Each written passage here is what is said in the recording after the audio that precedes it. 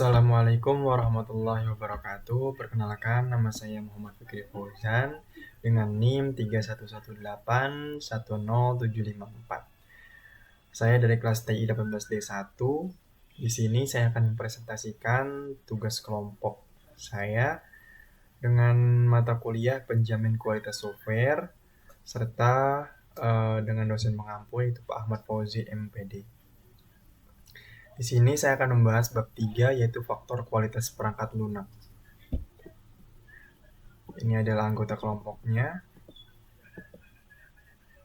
Kemudian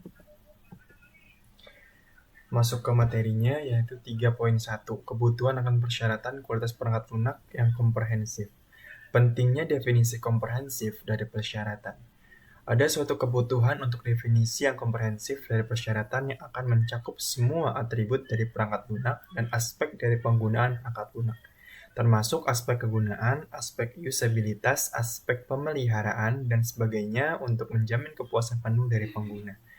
Berbagai besar masalah yang berkaitan dengan berbagai atribut dari perangkat lunak. Penggunaan dan pemeliharaan sebagaimana didefinisikan dalam dokumen persyaratan perangkat lunak dapat diklasifikasikan ke dalam kelompok konten yang disebut faktor kualitas. Kami mengharapkan tim bertanggung jawab untuk menentukan persyaratan perangkat lunak dari sistem perangkat lunak untuk memeriksa kebutuhan untuk menentukan persyaratan yang dimiliki oleh masing-masing faktor. Kemudian di sini ada 3.2 yaitu klasifikasi persyaratan perangkat lunak ke dalam faktor kualitas perangkat lunak. Menurut McCall, terdapat 3 aspek penting dari suatu produk software, yaitu karakteristik operasional, kemampuan perubahan ketika software sudah berjalan, dan kemampuan beradaptasi terhadap lingkungan baru. Sedikit pembahasan dari ketiga aspek ini, yaitu yang pertama yaitu karakteristik operasional, yaitu sifat-sifat operasional sebuah software, misal easy to use atau responsive dan lain-lain. Kemudian kemampuan perubahan ketika software sudah berjalan, yaitu berbicara bagaimana kemampuan software dalam menjalani perubahan. Misal ketika sebuah software dibuat dalam bentuk desktop dan sudah berjalan, kemudian ketika software diberikan perubahan dengan dirubah ke bentuk mobile, software bisa mengikuti perubahan yang ada. Kemudian yang ketiga yaitu kemampuan beradaptasi terhadap lingkungan baru, yaitu ketika sebuah software dibuat oleh developer A, kemudian dialihkan ke developer B, maka software harus bisa beradaptasi dengan lingkungan baru tersebut. Maksudnya, developer B bisa mengerti karakteristik software yang sudah dibuat oleh developer A. Kemudian di sampingnya ada sebuah gambar, yaitu gambar pohon model faktor McCall ya, seperti ini. Nah, berdasarkan gambar di atas, McCall menyediakan beberapa deskripsi, yaitu 3.3 faktor operasi produk. Menurut model McCall, 5 faktor kualitas perangkat lunak termasuk dalam kategori operasi produk, yang semuanya berhubungan dengan persyaratan yang secara langsung mempengaruhi pengoperasian perangkat lunak sehari-hari. Faktor-faktor tersebut adalah sebagai berikut.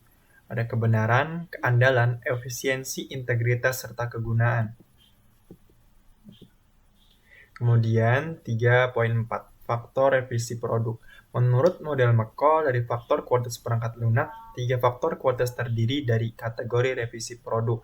Faktor-faktor ini berhubungan dengan persyaratan yang mempengaruhi rangkaian lengkap kegiatan pemeliharaan perangkat lunak.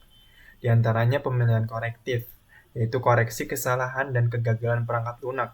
Kemudian pemeliharaan adaptif, yaitu menyesuaikan perangkat lunak saat ini dengan keadaan tambahan dan pelanggan tanpa mengubah perangkat lunak. Dan pemeliharaan sempurna, yaitu peningkatan perangkat lunak yang ada sehubungan dengan masalah yang terbatas secara lokal. Ini adalah sebagai berikut, yaitu pemeliharaan, fleksibilitas, serta tes stabilitas. 3.5 faktor transisi produk. Menurut McCall, 3 faktor kualitas tersebut termasuk dalam kategori transisi produk.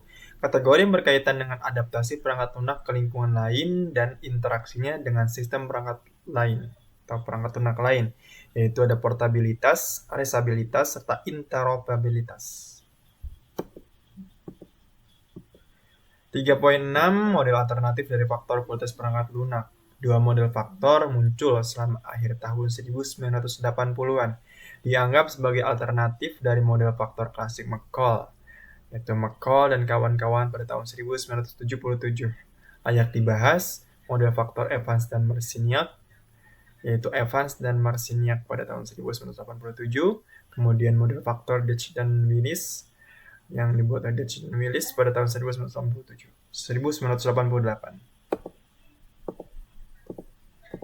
Kemudian 3.6.1 perbandingan formal model alternatif.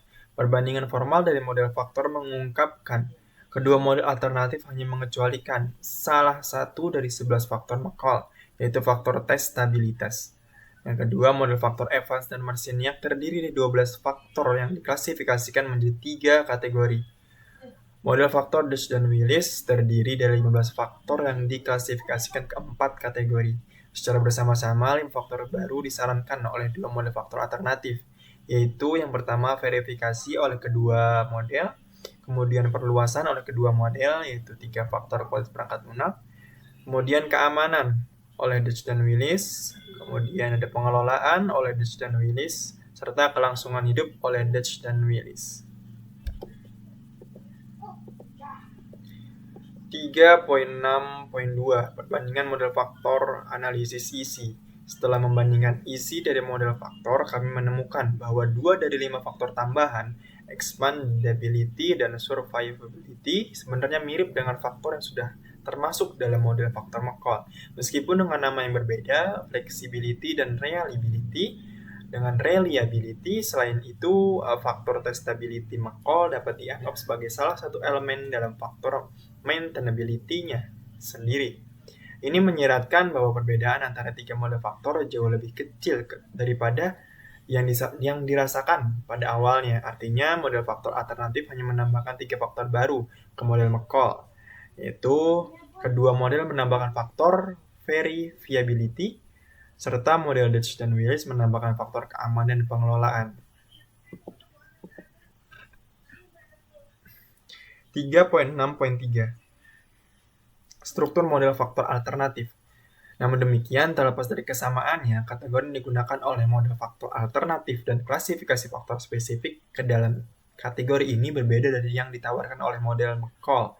Tabel 3.2 membandingkan struktur ketiga model menurut faktor dan klasifikasinya ke dalam kategori. Ini adalah tabel 3.2 perbandingan struktur model faktor McCall berhadapan 3 model alternatif. Bisa dilihat oleh teman-teman tersendiri. Nah, kemudian 3.7. Siapa yang tertarik dengan definisi persyaratan kualitas?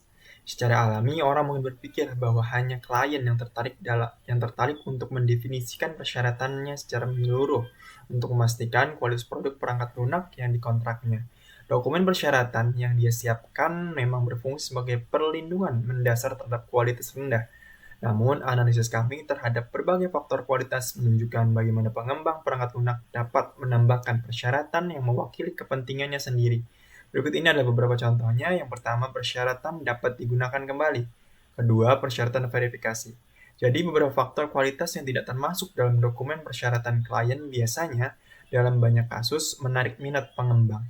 Daftar faktor kualitas berikut ini biasanya menarik bagi pengembang, sedangkan faktor tersebut mungkin hanya sedikit menarik minat klien. 3.8 Kepatuhan perangkat lunak dengan faktor kualitas. Sepanjang proses pengembangan perangkat lunak, sejauh mana proses sesuai dengan persyaratan berbagai faktor kualitas diperiksa oleh tinjauan desain, inspeksi perangkat lunak, pengujian perangkat lunak, dan sebagainya. Selanjutnya, kepatuhan produk perangkat lunak terhadap persyaratan yang termasuk dalam berbagai faktor kualitas diukur dengan metrik kualitas perangkat lunak, ukuran yang mengukur tingkat kepatuhan. Untuk memungkinkan pengukuran kepatuhan yang valid, subfaktor telah ditentukan untuk faktor-faktor kualitas yang mewakili berbagai atribut dan aspek penggunaan perangkat lunak. Terakhir adalah kesimpulan. Kesimpulannya yaitu faktor kualitas perangkat lunak merupakan salah satu pendekatan atau metode yang di dalamnya terdapat beberapa karakteristik sebagai model untuk menilai dan memastikan kualitas pada software. Baik, sekian presentasi yang telah saya sampaikan. Kurang lebihnya saya mohon maaf. Wassalamualaikum warahmatullahi wabarakatuh.